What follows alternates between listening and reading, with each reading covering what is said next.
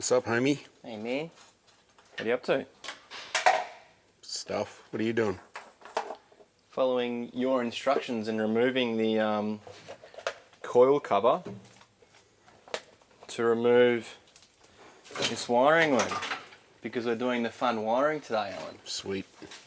Well, Today. Well, keep going. over the next week. Yeah. How you feeling? You sore after that ride or what? A little bit.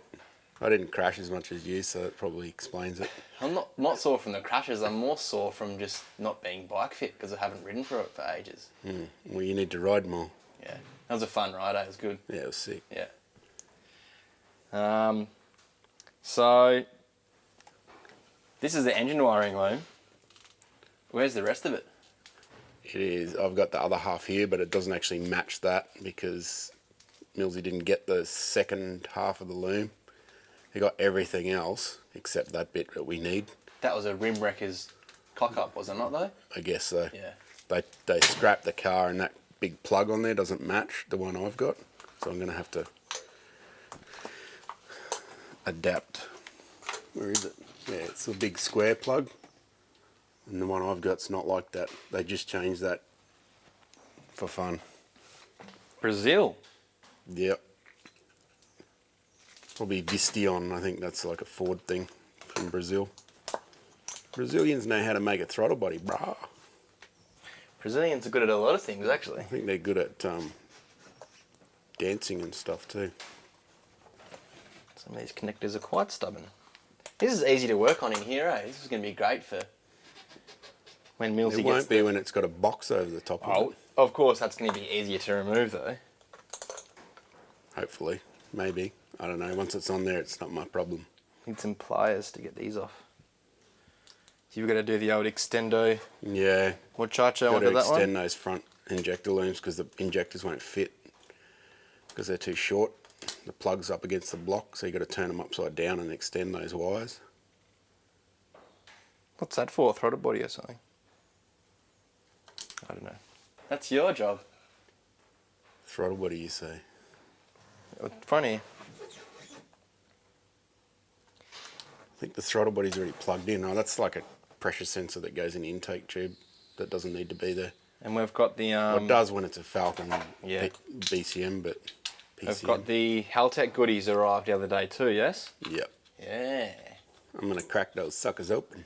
Unboxing for the win. Gaze lovingly at it. Cool. I'll get this off and I'll bring it over to you. I'm stripping the other one. Sweet. Hurry up. Yep.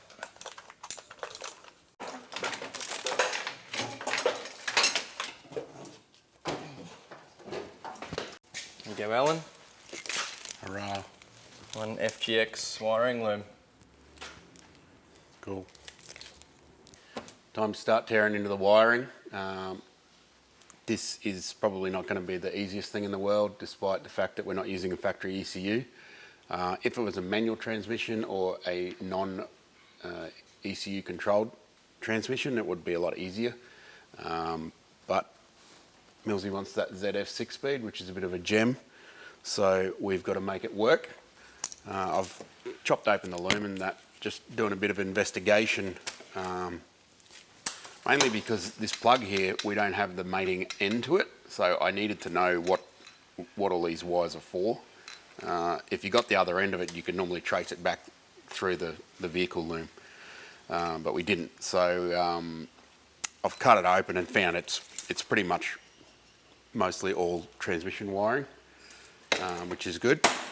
There was just a few power supplies in it, which I expected as well, but they're easy to sort out. Very easy to trace them back to the injectors and solenoids and that sort of thing. Standard practice.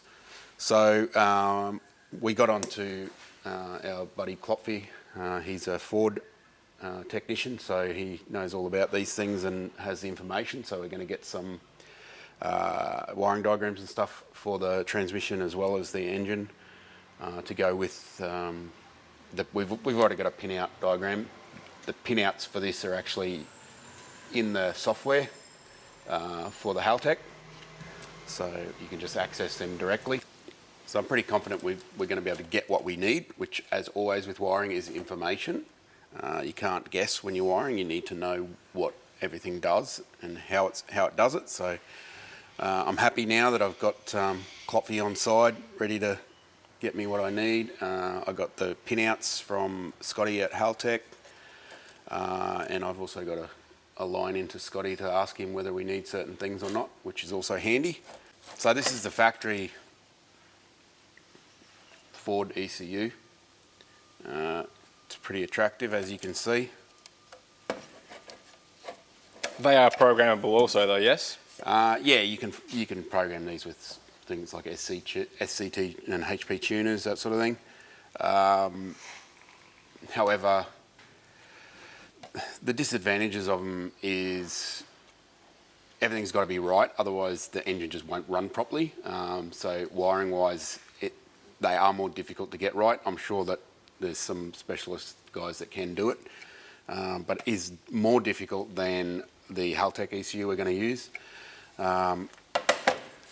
Performance-wise, the advantages of the Haltech are it has flex fuel capability, it has engine protection capability, you can change the throttle mapping, which I don't believe you can do with the factory ECU. So you can set it up to have the curve that you want. It's kind of infinite-ish to do that.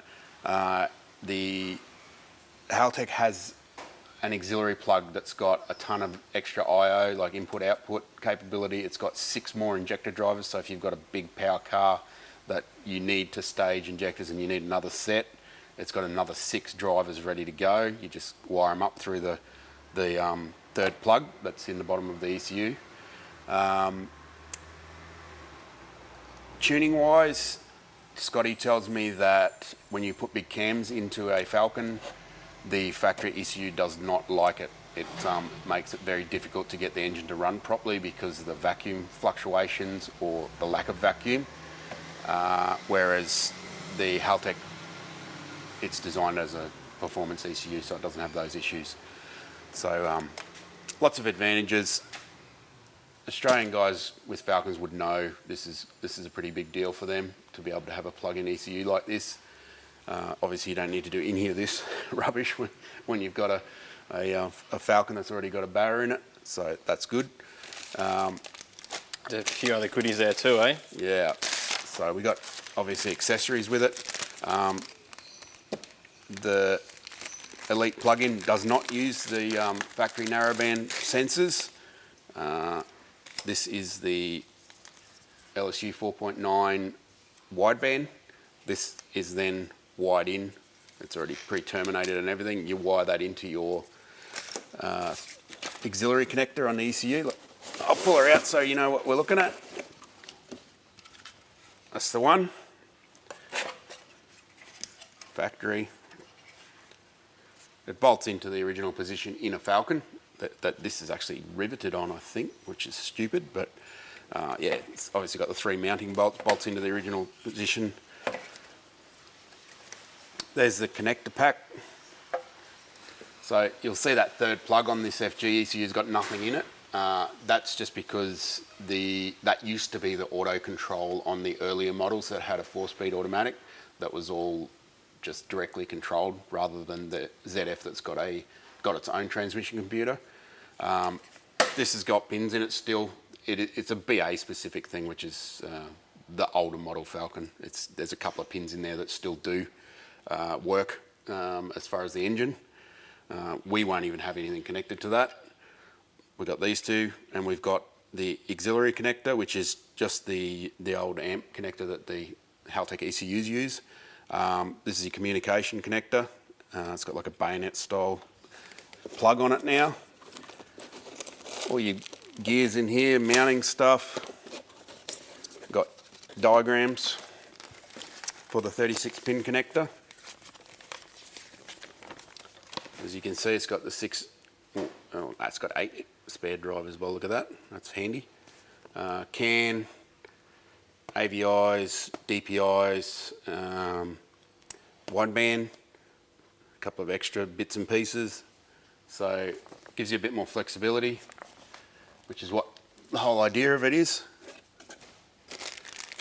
there's our plug. It's already pre-wired for that cans, like the auxiliary can, so it's got 2 CAN networks. Tuning cable. It's the adapter from the bayonet connector over to a normal USB connector. So we've also got some extras that we're going to wire in because we can. Flex fuel sensor, it's already fitted to the car. When you buy a flex fuel sensor from Haltech, you get a connector and pins and everything that you need, plus the documentation. If you buy one off eBay, you're not going to get any of that, and it's a pain in the ass. Get what you pay for, as we always say. Pressure sensors for fuel and oil, fail-safing engine protection. Those inputs are. And boost control, which we've already fitted as well. So there is already a boost control solenoid on a Falcon, but it is not really set up to use external wastegates. It's only a 2-port thing. So we can add a boost control solenoid, the Mac one, so we can control the top and bottom ports of the wastegate in this application. Most people that are going to fit this ECU are going to have a big turbo and an external wastegate and all that stuff on it. So it's all set up to allow people to use it the way it's meant to be used. So all this has got to be added into this loom. There's a fair bit of wiring to do. It's probably going to be pulling the remainder of my hair out a little bit, but it's got to be done. So let's do it. While Al is up to his elbows in wiring diagrams and lots of wires, I've been given the task to make up some new battery cables for the Bedford. So we're going to be running this 2 B and S single core wire to the starter motor, and then having a line from the starter motor round to the alternator. These hydraulic crimping tools are awesome thing to use. They're about 60 bucks online. They're pretty cheap, and the fittings you use are a couple of dollars each. They're really cheap. A lot of people will use these and use solder and try and crimp them with side cutters or something, and it just doesn't work. It's not the way to do it. You need the correct tool for the job. So if you're doing this thing, it's not hard to run a cable up along the chassis rail or wherever you're running the wire. Get the right tools, use the right tools, and you end up with a good crimp, bit of heat shrink over the top, and we're good to go. So let's do it. The hydraulic crimping tool comes with many different sized jaws to accommodate for different sized cable. The cable is stripped, crimped, and some heat shrink applied over the end of the lug. This main power cable is bolted to the starter motor and ran along the chassis rail up into the battery box. Another power wire is also ran from the starter motor around to the positive terminal on the alternator.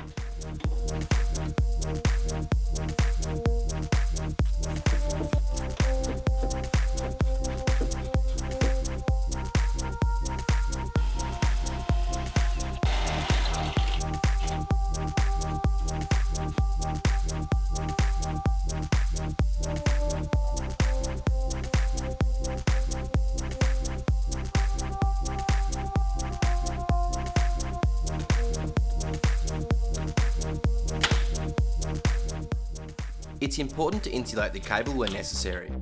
In this case, we have used 2 layers of conduit.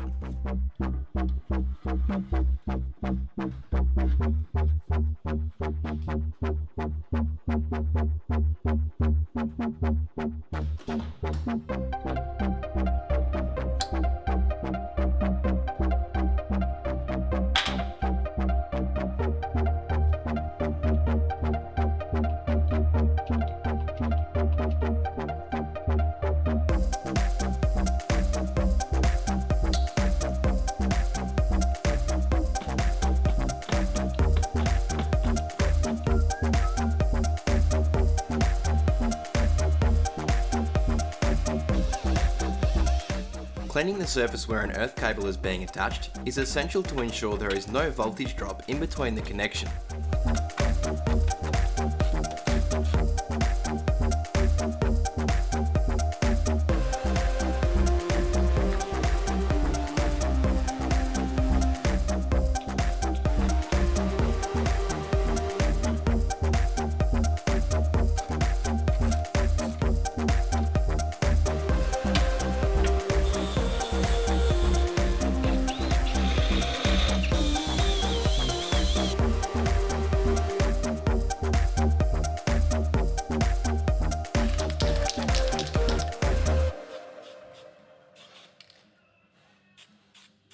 Woody's been getting stuck into the battery cabling. The battery sits here inside this box here. Looks like it's got room for 2 batteries for some reason, but we only need 1. So he's run a new cable for the starter motor, which is basically just running through. It's pretty simple stuff, straight to the post. The grounding is grounded to the body. We could have run another ground wire and straight to here, but it was already set up that way. When you're putting a battery in a boot, which is quite often the case when you're doing silly things to engine bays or just want to get rid of it so it's not ugly, grounding it through the chassis or the body is perfectly fine. You do not need to run a new cable to the front of the car. Some people will do that. That is probably just because they lack the experience to know that it's not necessary. Most factory vehicles that have got a boot or under seat mounted battery will just ground to the chassis. That it's perfectly acceptable. All you have to do is make sure that where you're grounding it is clean and secure and you've got a very good connection. So don't just bolt it onto a hole that you've drilled. You have to clean off the paint right down to the base metal, then bolt it on, then paint back over it so it doesn't corrode. Again, up the front, you've got to ground it off the engine to the chassis. Same thing. Clean off the chassis, the paint, everything. You can't just bolt it on. It's got to be metal to metal clean. Spray over it so it doesn't rot. I normally run 2 cables, 1 on either side of the engine, just because you probably don't need to do it, but that's what I do. It's pretty simple to do. You would have seen Woody making the stuff. The tools are cheap. The cabling is pretty cheap. So are the lugs. By the time you pay someone to do it, you could have bought all that stuff and then you can do it over and over again. It's the whole teach a man to fish thing. So it just takes a bit of practice. Let's head over and have a look at what this mess of wiring's doing. I'm about a day into this at the moment. I've got everything sorted, as in the factory wiring loom, secondary plug, and all the power supplies and everything to everything. I've got them identified and labelled, so I haven't hooked them up or anything yet. That's a whole other job. So now I'm just going to add the wires for the auxiliary plug. So that's your 36-pin auxiliary. I've already added the 4.9 wideband and just integrated it into the loom. It's hanging out where I need it to be, out near the starter motor. That's where the sensor is. I'd say that, well, they pre-terminated this, so it must be the length of it is pretty spot on to go around to where the wideband normally would be on a Falcon, which is on the other side of the engine. So next up, I've got to add the other sensors. So we've got some auxiliary stuff just for engine protection and also the flex fuel sensor. So I need to get underneath the car and sort of get my lengths, and what I'll do there is just find a spot where I can branch out of the loom. So I've used the corner of the cylinder head, which is here, and I can sort of take a length from there, and then I can just make it on the bench here. So I'll do that for the pressure sensors and the flex fuel. Then we'll have to get into a fuse box and all that stuff. This car has nothing. It's lucky to have an ignition switch. This ECU needs quite a lot of relays and fuses and stuff, so I'm going to have to add all that. So that's tomorrow and the next day.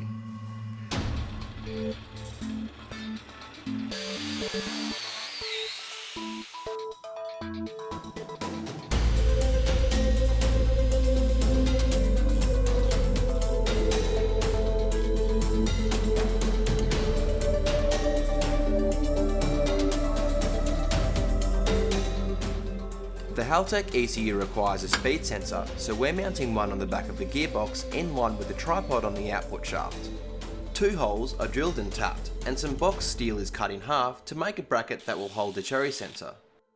As the tripod rotates past the sensor, it generates a pulse and in turn can be calculated to give us our road speed.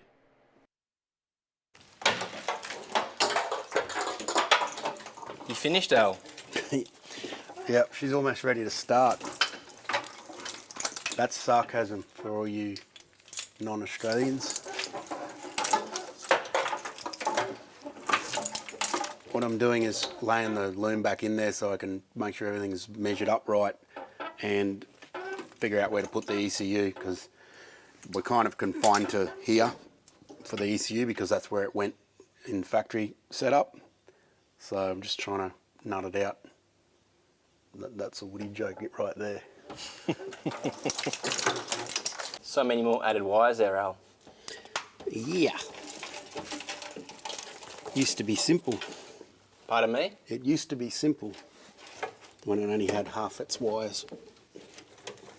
Woody made up a speed sensor bracket with just a cherry proximity sensor on it that we're using as a like a tail shaft speed sensor, vehicle speed. The ECU needs that to operate things properly. We've just done a cheat method and used the tripod as a three per revolution thing. That should work okay. If not, we'll do something else.